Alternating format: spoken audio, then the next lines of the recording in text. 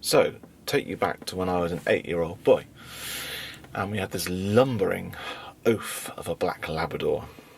Dad initially bought him as a un-PC thing here, gun dog. Now, the good thing about Poacher, as his name was that he was a terrible gun dog, as was his long distant relative much later on called Willem, who was also woeful. Would rather eat the bird than bring it back, which was defeating the whole point. Poacher was so named because he was prone to stealing things, puppy endeavour and all that, and the majority of his puppy-based larceny involved food, and unfortunately in our case that consisted of a block of butter and a slightly mouldering blackbird.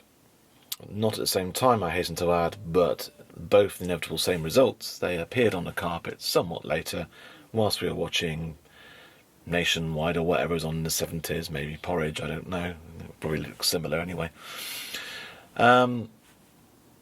So that was Poacher's thing.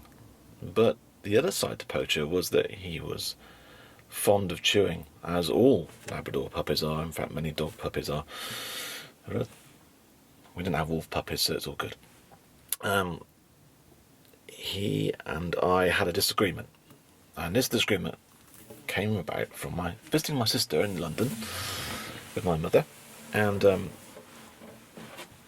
went to the Natural History Museum. Now, I was obsessed, like many young people, and I say people because I'm sure there are ladies who are obsessed with dinosaurs too, but as I was obsessed with dinosaurs, and I know there are ladies obsessed with dinosaurs. I know one who likes dinosaurs.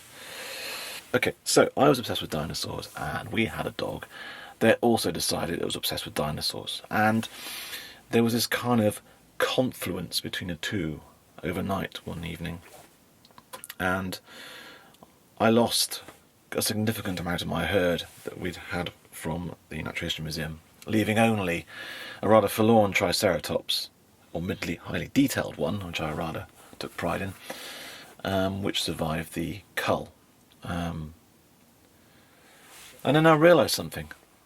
I'm basically a kind of folk musician, and us folk musicians like to pull on the old storylines. We like to do that, but we also like to deal with murder and misery, and the dastardly tale of my errant Labrador savaging a herd of plastic dinosaurs, which, unbeknownst to them, were no longer an extant species, and so therefore couldn't fight back with any kind of alarming vigour, was adequate material for a folk song. Without further ado, and probably with judicious editing, because I'm sure there will be an edit now,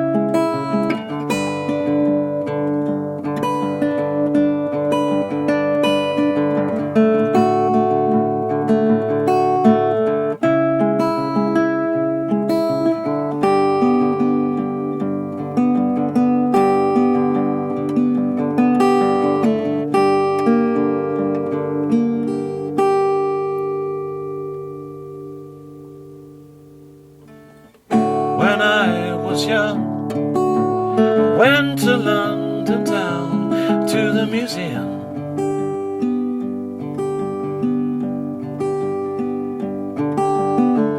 And piles of bones, they came to life to my child eyes. And so you bumped me at the Ploticus, took it to my bed, took it everywhere. All my dreams of living dinosaurs, terrifying tooth and claw, terrifying T-Rex roar, pteranodons. Did they glide or did they fly? Did they really rule the sky? Perhaps we'll never know why. And so you bumped me at the Ploticus, took it to my bed, took it everywhere.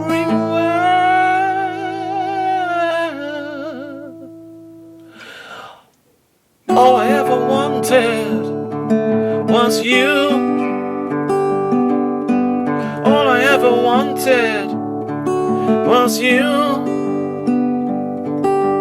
All I ever wanted was you.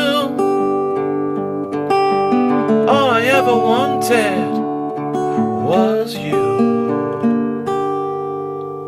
Instrumental.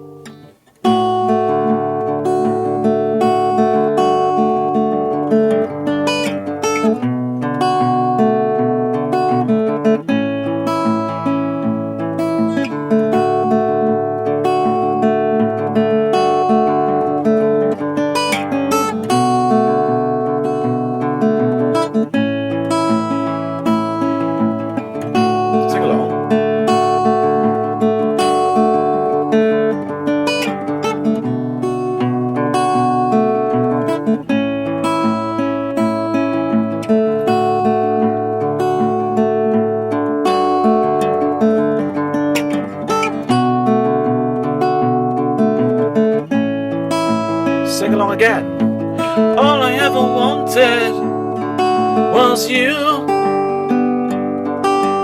All I ever cared for was you. All I ever wanted was you.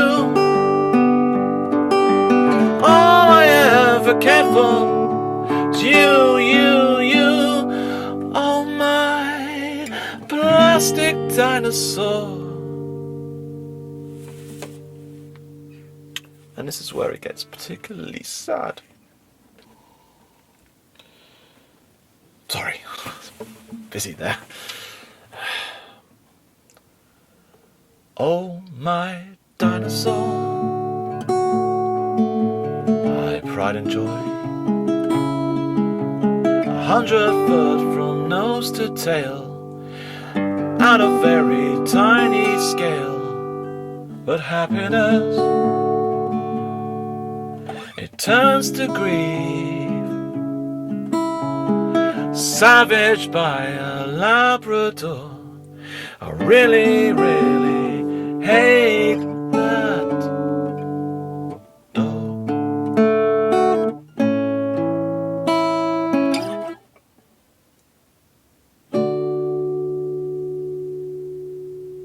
Thank you, and we'll see you again at some other point.